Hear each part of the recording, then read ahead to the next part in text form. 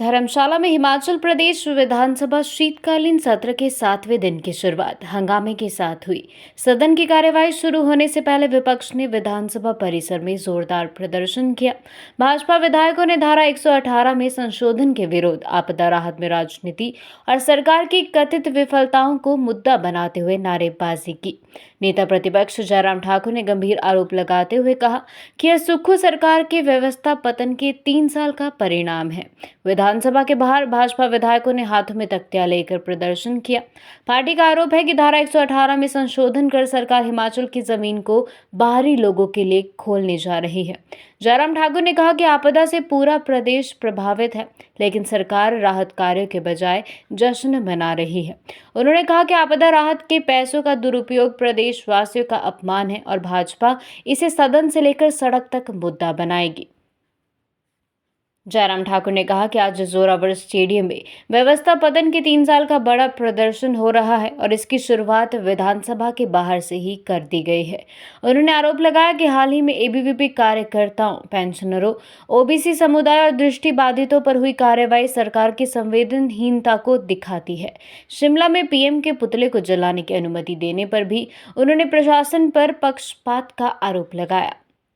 जयराम ठाकुर ने कहा कि सुक्खू सरकार आपदा के पैसों से जश्न मना रही है। पूरा प्रदेश आपदा की मार झेल रहा है और सरकार खुद अपनी पीठ थपथपा रही है। धारा 118 में संशोधन हिमाचल को बेचने की तैयारी है और भाजपा इसे किसी भी कीमत पर होने नहीं देगी। उन्होंने कहा कि बीते दिनों छात्रों, पेंशनरों, दृष्टिबाधितों पर जिस तरह की कार्रवाई हुई वह बेहद देश में सब जगह आपदा के कारण बर्बादी हुई है, तबाही हुई है, लोगों की जिंदगियां गई हैं। उसके बावजूद भी सरकार आमदा हुई पड़ी है जश्न मनाने के लिए, और जश्न भी उन पैसों से मनाया जा रहा है जो डिजास्टर का पैसा है। ये फैसला मुख्यमंत्री की अध्यक्षता में ली गई उस बैठक का है जहां मंडी में 3 साल का जश्न मनाने का कार्यक्रम का उनने फैसला किया था। और ऐसे में इस सारी चीज का भी हम विरोध करते हैं, और खास तौर से हिमाचल प्रदेश में जो हालात बने हैं, आपदा के कारण जो नुकसान हुआ है वो तो हुआ ही हुआ है, लेकिन 3 साल के सरकार के जो फैसले हुए हैं उसके कारण हिमाचल प्रदेश में बहुत बड़ी क्षति हुई है, बहुत बड़ा नुकसान हुआ है। अगर आज हम धर्मशाला में यहाँ पर आकर के बात कर रहे हैं तो आज ये धर्मशाला पूछता है, ये कांगड़ा पूछता है कि सेंट्रल यूनिवर्सिटी के उस कैंपस का क्या हुआ जो जदरांगल में बनना था। मात्र 30 करोड़ रुपए उसमें प्रदेश सरकार को कंपनसेटरी एफॉरेस्टेशन का जमा करना था, लेकिन उसके बावजूद नहीं किया। प्रश्न पूछ रहे हैं क्या हुआ उस पालमपुर की उस यूनिवर्सिटी की जमीन का, जो सैकड़ों बीघा जमीन किसी एक इन्वेस्टर को यूनिवर्सिटी के कैंपस की देने का फैसला किया टूरिज्म विलेज के नाम पर। तो हिमाचल ऑन सेल की दिशा में कांग्रेस की सरकार पहले से चल रही है, और कल हिमाचल प्रदेश की विधानसभा के अंदर एक बिल आ रहा है जो सेक्शन 118, जिसमें रेवेन्यू डिपार्टमेंट की ओर से उस अमेंडमेंट को लाया जा रहा है, और उसके तहत जो बची कसर है उसको भी पूरी करने की कोशिश कर रही है। पूरा हिमाचल कैसे बेचा जा सकता है उस दिशा में फैसला लिया जा रहा है, जिसका हम विरोध करते हैं। गारंटी की अगर बात कहूं मैं तो 3 साल के कार्यकाल में एक भी गारंटी ठीक प्रकार से अभी तक ना पूरी हुई। पूरी होने की तो बात छोड़िए, पूरा करने की दिशा में शुरू भी नहीं हुआ काम। हिमाचल प्रदेश आर्थिक संकट में है, और आर्थिक संकट की स्थिति यह है कि जहां भारतीय जनता पार्टी ने 5 साल में 19,000 करोड़ रुपए का ऋण लिया, वहां 40,000 करोड़ रुपए मात्र 3 साल में कांग्रेस की सरकार ने ले लिया। नौजवान आते हैं, उनके ऊपर लाठीचार्ज किया जाता है। पिछले कल विद्यार्थी परिषद के नौजवानों के ऊपर हम अपनी मांगों को लेकर के जो उनने प्रदर्शन किया, जिस प्रदर्शन के लिए जिसकी उनने बाकायदा जो है मार्च की परमिशन ली थी,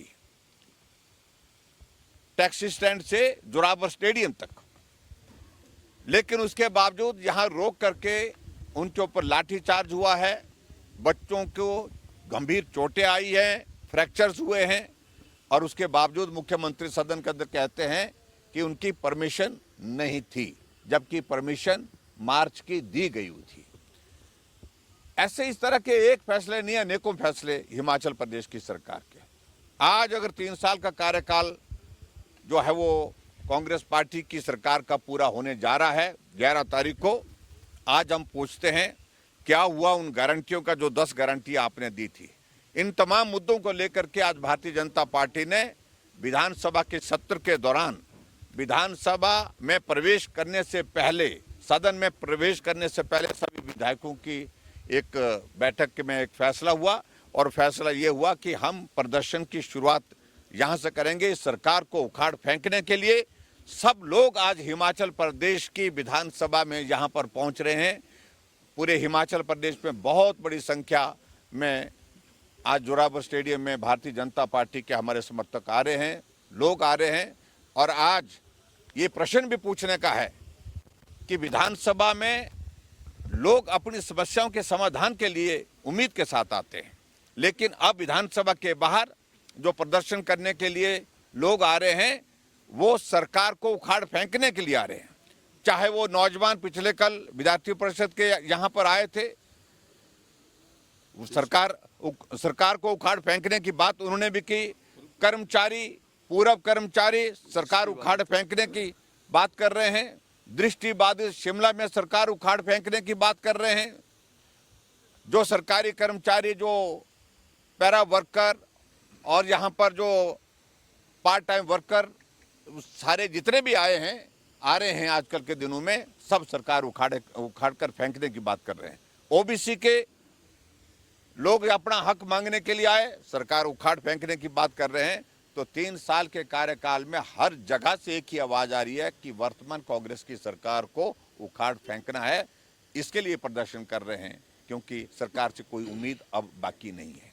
सर के बहुत गलत हुआ है, और उनके खिलाफ जिस प्रकार से भाषा का इस्तेमाल वहाँ पर किया गया एक महिला अधिकारी की ओर से, वो अपेक्षित नहीं था।